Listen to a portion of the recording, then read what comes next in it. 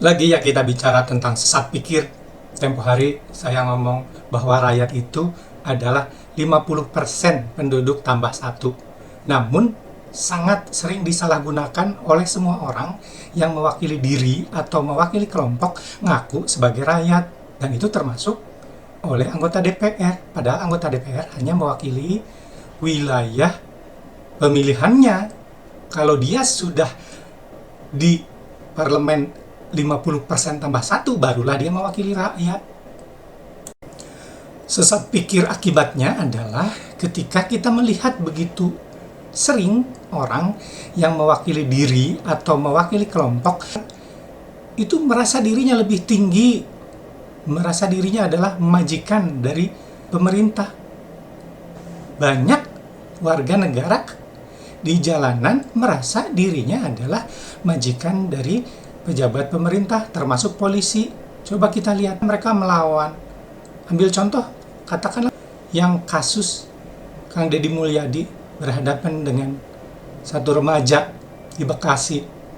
Saya mendukung aksi-aksi Kang Deddy Mulyadi secara benar agar menempatkan diri bahwa pejabat pemerintah tidak di bawah orang-orang tersebut, karena orang-orang tersebut bukan rakyat melainkan warga negara atau kelompok. Ingat, Undang-Undang Dasar 45 bilang bagaimana? Pasal 1 ayat 2. Kedaulatan di tangan rakyat dan dilaksanakan oleh Undang-Undang Dasar. Kedaulatan di tangan rakyat dan dilaksanakan oleh Undang-Undang Dasar. Jadi rakyat berdaulat, betul sekali rakyat berdaulat.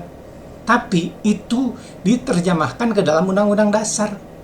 Lalu undang-undang, lalu peraturan pemerintah dan sebagainya.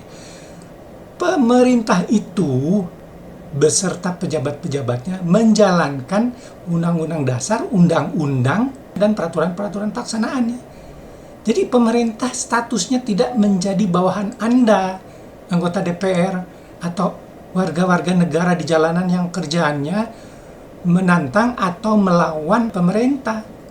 Jika kebiasaan sesat atau sesat pikir ini terus berjalan, bagaimana kita berharap bisa negara stabil, pemerintah stabil, dan maju? Bisa fokus pada ekonomi dan sebagainya.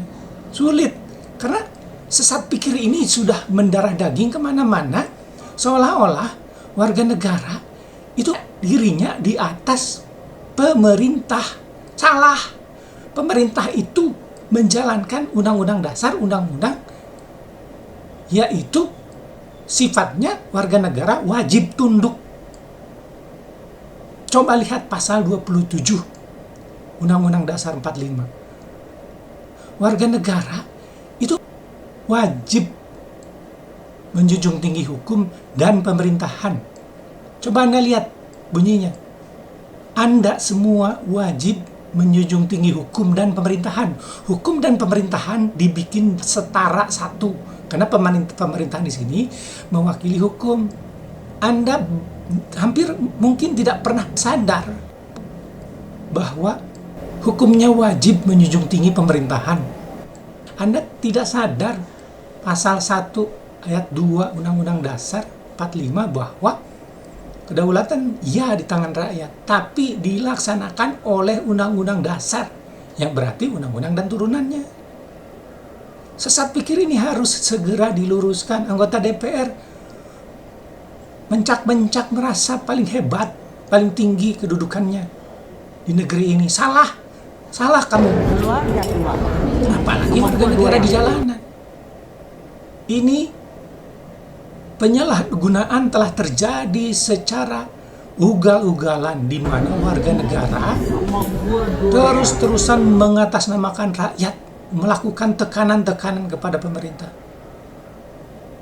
Orang atau kaum yang ngaku rakyat, biasanya apa?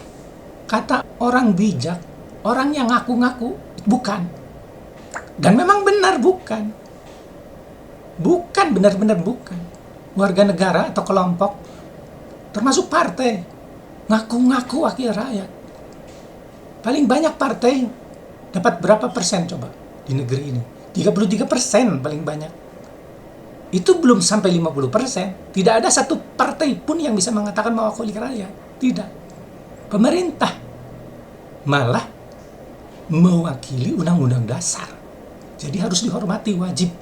Pasal 27 Undang-Undang Dasar.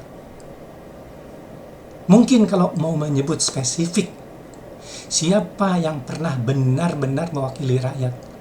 Ya para presiden dan wakil presiden yang pernah dipilih langsung.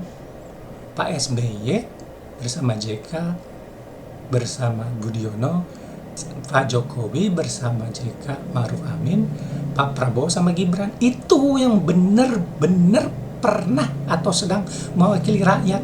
Yang lainnya anggota DPR dan sebagainya ngaca.